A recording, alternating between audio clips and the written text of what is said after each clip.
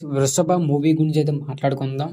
మోహన్ లాల్ గారి యొక్క యాక్టింగ్ అయితే మాత్రం వేరే లెవెల్ అయితే ఉంది గైస్. వృషభ సినిమాలు అయితే మాత్రం మీరు చూసుకోవచ్చు. మూవీలో అయితే మాత్రం మనకైతే బోర్ అయితే అంతకైతే కొట్టదు, కానీ మ్యూజిక్ అయితే మాత్రం డిసప్పాయింట్ అయితే చేసింది. బట్ ఓవరాల్గా అయితే మాత్రం దీంట్లో వచ్చినటువంటి బీజిఎం అయితే మాత్రం చాలా చాలా బాగుంది గైస్. సాంగ్స్ అయితే మాత్రం అంతకైతే లేవు.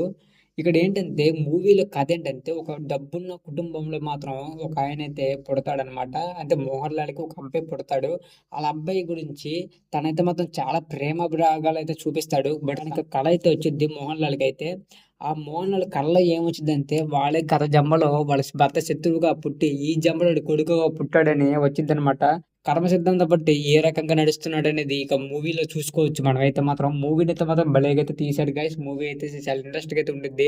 నెగెటివ్ పాయింట్ చెప్పాలనుకుంటే మెయిన్ ఒకటైతే ఉంది గైస్. అదే ఏంటంటే మనకు చూపించిన పాయింటే మళ్ళీ చూపిస్తున్నారా అనే విధంగా అయితే అనిపించిద్ది. బట్ ఓవరాల్‌గా అయితే మాత్రం వన్ టైమ్ అయితే వాచ్ చేయొచ్చు 'వృషభ' సినిమా అయితే మాత్రం. మీరు చూసినట్లయితే కామెంట్ అయితే చేయండి. ఫస్ట్ ఆఫ్ ఆల్ ఈ షార్ట్‌కైతే ఒక లైక్ అయితే చేయండి. నెక్స్ట్ ఇంకో షార్ట్‌లో కలుద్దాం. అంతవరకు బై.